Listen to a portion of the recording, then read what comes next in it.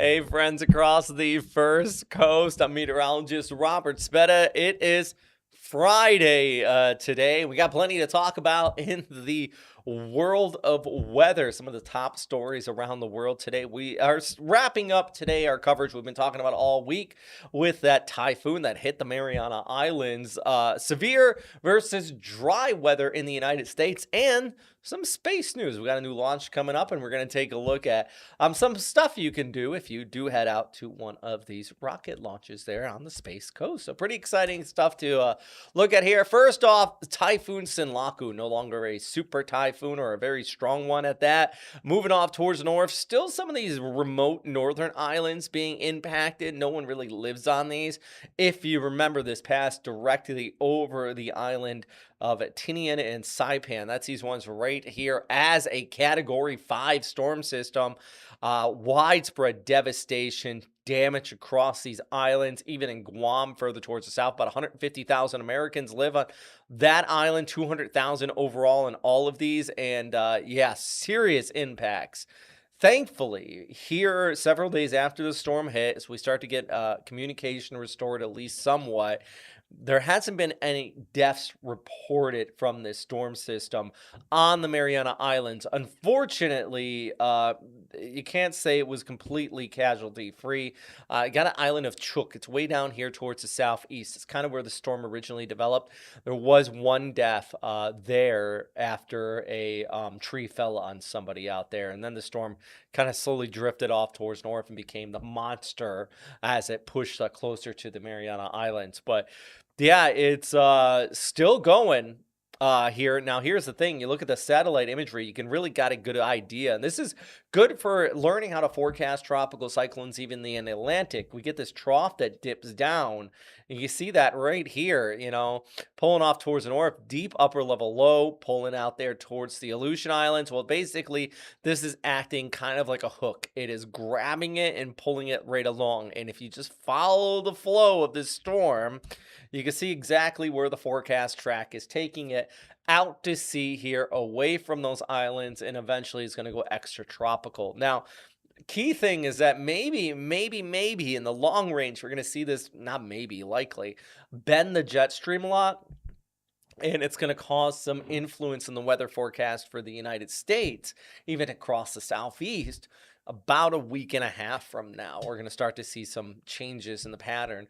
And it all boils back to a very powerful storm system here. All that energy gets kind of thrusted into the jet stream, and it causes things to change up just a bit. So here's some of the reviews for this storm system. Widespread damage over the Mariana Islands, but now it is slowly moving off towards the north here with some long recovery ahead. And just a reminder, and this is good advice for anybody been impacted by that storm or any hurricane for that matter, wait for official word before returning back home. Always remember that. Power lines could be down as well, which we have seen all over these islands, but just friendly advice for anybody maybe impacted by storms into the future. Flood waters as well. Always remember, turn around, don't drown. If you see some flood waters, try to avoid it. And we're actually going to talk about some flooding, non-hurricane related, into some of our Midwestern states in just a minute. And generator safety. This is always a concern. Always keep generators about 20 feet away from your home. Only use during them in outdoors. It just that way you don't get carbon monoxide poisoning. That can it's always very dangerous. And communication outages, we're still seeing that here with in the Mariana Islands, but always in the future. Always try to have like power banks and things charged up. That way your cell phones also remain charged too, just in case the power does go out wherever you are. If we're talking about hurricane season in the United States here, in the continental United States, 45 days until the start now of hurricane season, and we're always going to keep you posted and help get you prepared ahead of that. And one thing we're often talking about is a long-range forecast, even at 45 days out. We are mentioning the ENSO, or the El Nino. That is the oscillation between having cooler waters in the eastern Pacific versus warmer waters in the eastern Pacific. And in the last few years, we had an above average hurricane season. Primary reason was we were in a strong La Nina. Which would be that cooler waters. Uh, Thing is, now we're in neutral and we're expected to go into a strong El Nino phase. With that said, that means there is a chance of a lower than normal number of tropical systems in the Atlantic hurricane season here. And this all may have been kicked off. It may be very well kicked off, kind of stronger, due to that storm, that typhoon we're talking about near the Mariana Islands, as well as Mila, which was a cyclone in the southern Pacific. It was lingering around the Solomon Sea for days, actually about a week and a half. It sat in the same spot. Now, what happened is you get a bit of a wind burst off of these. And just like if you have a lawnmower and you try to get it started, and once it gets cranked, it really gets going, but you need that initial oomph. With the El Nino, we're expecting it to set in, but this very well could be the catalyst, that initial oomph for the butterfly effect to take hold here and get this whole system running and kind of help influence the start of the El Nino season. If we're talking about hurricanes, though, and how it interacts with it, remember we get these warm ocean temperatures in the eastern Pacific that can cascade across Central America, and eventually you get an increase in shear across the Atlantic, which reduces the number of tropical systems that can form up. And that's why the 2026 CSU seasonal outlook shows this 13 named storms expected. 6 hurricanes, 2 major hurricanes, if you notice, below the 30-year average. And a lot of people have been saying the last like 10 years, well, every year is above average. And it has been. But this year, it does look like the ingredients are possibly just below average. But still, thing you want to see here is that 2 major hurricanes are still possible. Even all you need is one. I mean, last year, the one storm, there was multiple storms last year, but the one big one was Melissa. It was one massive Cat 5 hurricane that caused serious damage. Thankfully, no landfalling storms in the United States, but Jamaica really took the brunt of that one. You always got to remember it only takes one out here. Let's look at the broader picture. Actually, got some severe thunderstorm. Come back to our current weather and severe weather threat. Looks like some severe thunderstorm watch is in place, even a severe thunderstorm warning across parts of Wisconsin into Michigan and Minnesota here, and they do not need any more rainfall. I'm telling you, all sitting on the stationary boundary. And I'll show you some video out of Wisconsin because some serious flooding taking place there. This is some aerial drone shots. Wow, look at that. This is what we're talking about, the turn around, don't drown, all of that. Just some stuff to remember, keep in mind, especially when we're talking about significant flooding, record flooding in some of these spots. And on top of that, you have a little bit of snowmelt taking place, which ends up resulting in contributing to the heavy rainfall that we're seeing in a few of these areas here. Serious stuff. I'm telling you, this has been absolutely incredible. And on top of that, we've had reports of tornadoes in the area, some damaging winds, and we've been seeing a large, just impactful hail in some of these stronger cells. But I think one of the big issues is the continued rainfall, some snowmelt, creating the serious flooding we're seeing across parts of Wisconsin out there today. The entire Midwest really has been dealing with these different levels of severe weather, really the last few days. And once again, we're looking at right now, we're tracking a storm system and the severe thunderstorm watches currently in place. Take a look at the broader picture, though. You know what's interesting is that where this demarcation line between the hot air and the cold air is. It's absolutely incredible. Look at Des Moines, Iowa. Temperatures into the 70s here on a Friday morning, 30s in South Dakota, and even dropping into the teens across parts of Wyoming over towards Colorado. They're getting snowfall. So it is remarkable to see that off in the Northwest. While in Jacksonville and the Southeast, for that matter, we are looking at temperatures on the rise. High pressure ridge is continuing to dominate out here, and it is absolutely in control of the forecast. The heat dome is in place, just allowing these temperatures to get pushed up. And you take a look actually at the mercury over the next few days. Friday, Saturday, Sunday into the 90s here.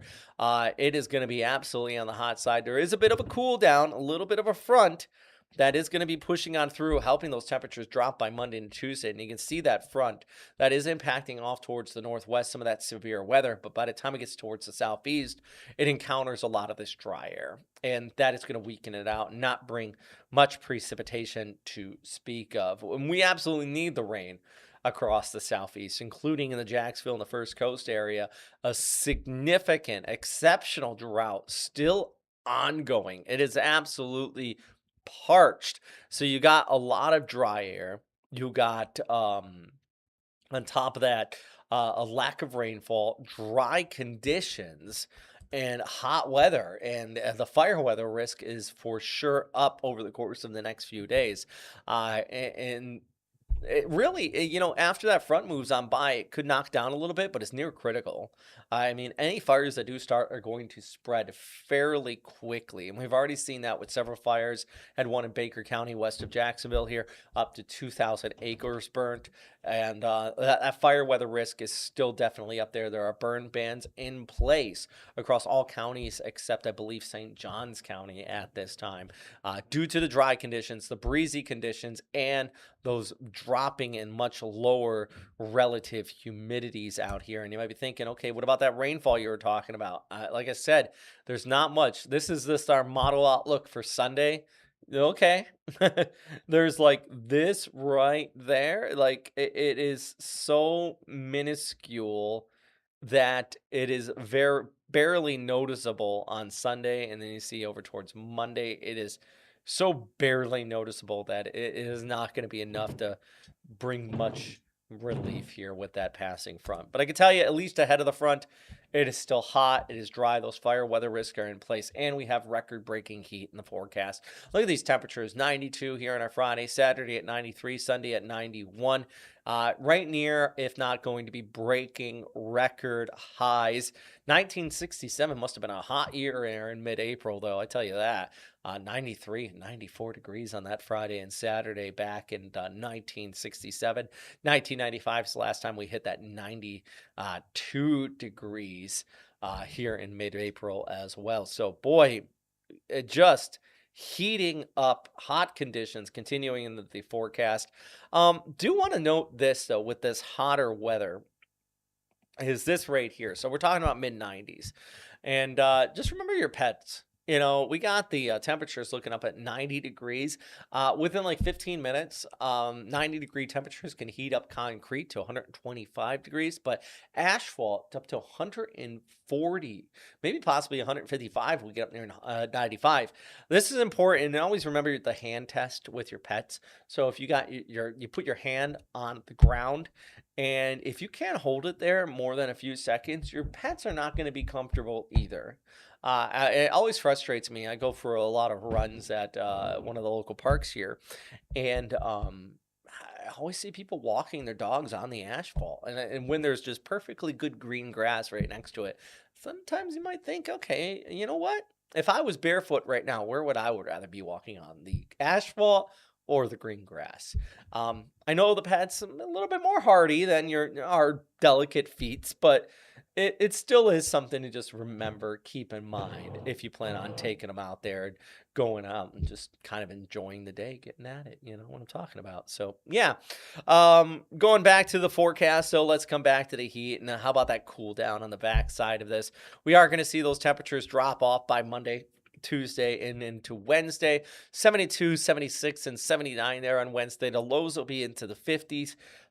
Thing is, 50s in Jacksonville, but we're going to be looking at possibly high 40s by Tuesday morning for some inland locations too. So there's definitely some ups and downs here, which is classic for our area. In fact, I like this graphic right here. Not the 7-day. This one I'm pulling up right now. It gives you a good idea. So we have this up, and then we go back down. This is a trend during the spring months. For example, we'll go back to 30 days back. So we're looking back to mid-March. We had this big heat up here with those temperatures pushing well above average. Then we had a front, like a back down. Then we had the heat up, and then we had the front. And then we had prolonged above average temperatures. And then here about a week and a half ago, remember we had the big nor'easter on the first coast that caused temperatures to be very cool, almost a record low highs there for a few days.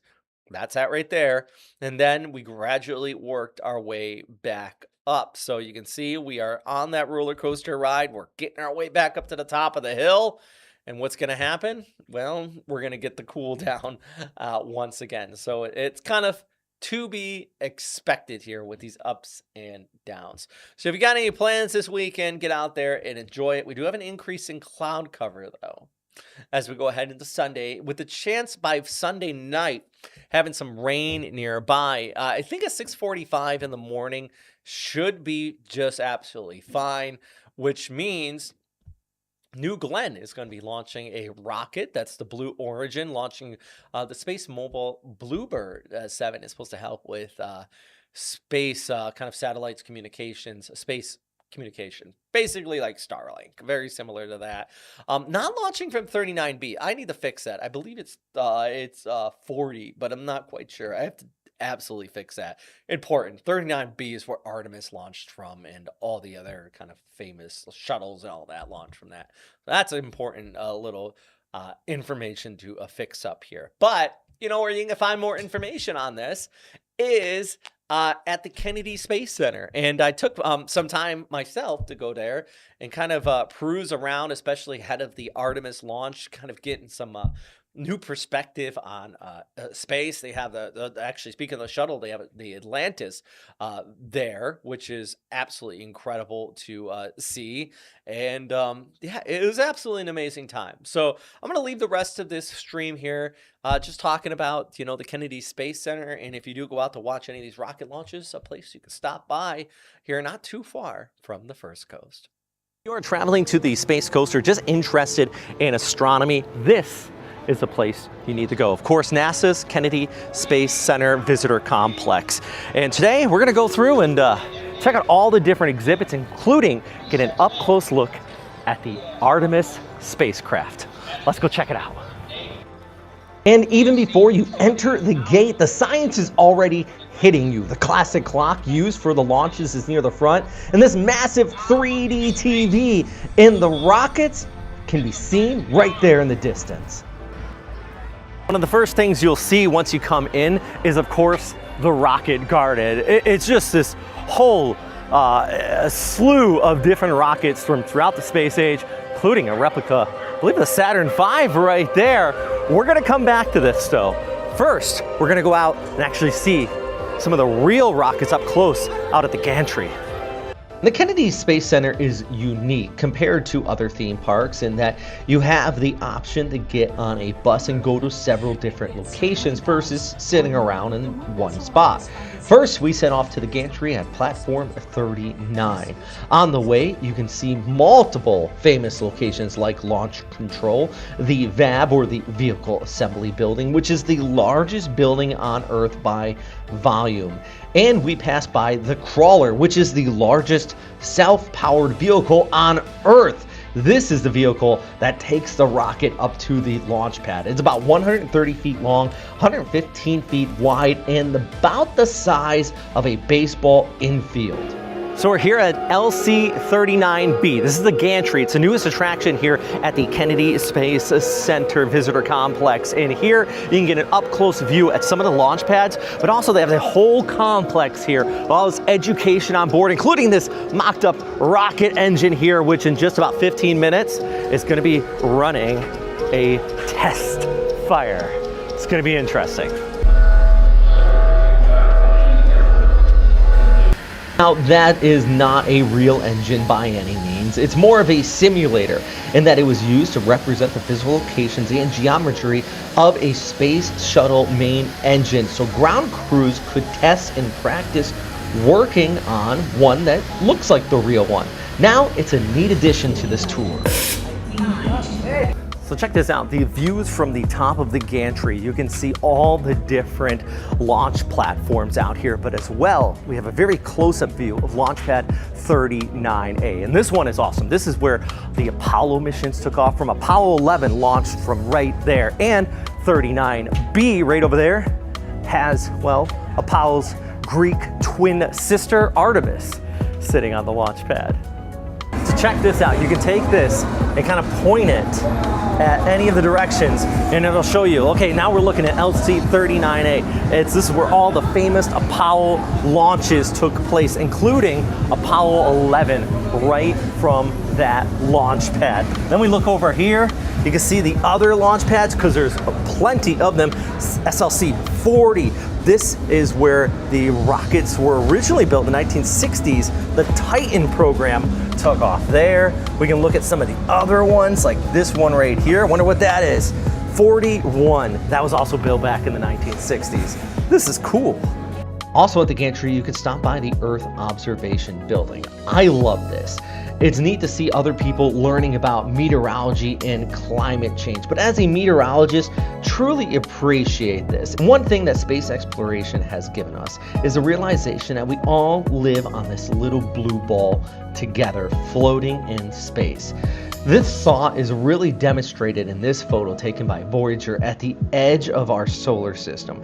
Everything that ever is or ever was with humanity is on that little blue dot there. It's important to take care of it. Now we're back on that bus. And where we're headed next is the Saturn V Center, the building dedicated entirely to the Apollo era and the rocket that was used to make it possible to go land on the moon. You enter the museum and are greeted by the massive Saturn V rocket. This massive rocket hanging from the ceiling is a one-to-one of the ones that went to the moon. In fact, this one is built with all the same hardware. It was just never meant to fly and instead is used as display. Really gives you a sense of scale of this rocket. The Saturn V building also has a scale model of the lunar lander seen here, but the crown jewel, in my opinion, of this exhibit is the actual Apollo 14 capsule. So check this out, this is the actual Apollo 14 capsule. That's why it's got the burn marks all over it. This thing went up. Now this doesn't land on the moon, it orbits around and then it came back carrying 3 astronauts on board. This was after the infamous Apollo 13 and behind that, of course, 15, 16, and 17 also landed on the moon too, but pretty incredible to see that up close in person. Plus, if you get the time, make sure you check out the entire collection here of different types of moon rocks. The bus tour drops you off right at the Atlantis exhibit, which is a must-see. This has got to be one of the just most wow exhibits here at the Kennedy Space Center. The actual Atlantis. She flew 33 missions into space and back, and now it's here on display. Just absolutely incredible.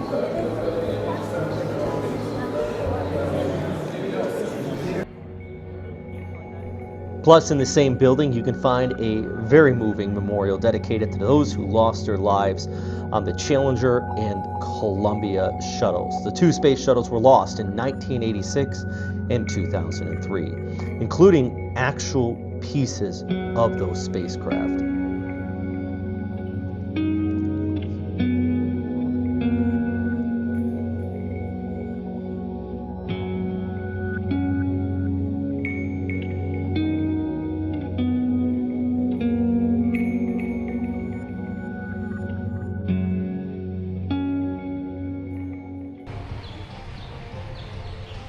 Right after you enter the Kennedy Space Center Visitor Complex, you'll come right up to the rocket garden. And there are numerous rockets here from different ages of space exploration. From some of the earliest ones, some of the biggest, like the Saturn V sitting over there. So check this one out. This is the Titan. And this thing, believe it or not, was a ballistic missile before it was used to send people into the space. One of those Cold War relics that were repurposed for space travel. And you actually see that a lot. And that was really the whole Apollo program was all part of the Cold War. But it's really cool to see You know, something that was designed for destruction, setting people up into space. This was used for Gemini missions. All right, let's see what it feels like to sit inside of one of these. Come up here. Oh, goodness. Oh. All right. Jeez, that is not comfortable. Oh, I think you're supposed to sit like this. Oh, I got it. Oh God, you're supposed to be like this inside of it. Oh, that makes more sense. Oh God. Oh, here. Okay, there we go. Now I'm ready to go to space. Apparently, in the world's smallest freaking barrel. Jesus. Oh. This is all next to the Gateway experience. Lots of activities here. You can test your skills as a pilot or see what it's like to ride in the Blue Origin capsule. A slew of different stations to learn about science and astronomy. And that's what it's all about. Well, I'd give this place a 10 out of a 10. Now, I am a science nerd and I've always loved astronomy and space, but there's just so much educational stuff here. It's a lot of fun and it's so interesting, all the real world stuff that they have here at the Kennedy Space Center complex. The actual rockets and capsules that went onto these missions into space, and then being able to see Artemis and the launch pads up close. Spectacular. I would say give it 2 days. We're here for 1 day, and there's so many other things that we kind of missed out on, all the rides and there at the Gateway, but still, lots of fun. Big thing though is always get out there, keep learning, and keep exploring. I'm meteorologist Robert Speta.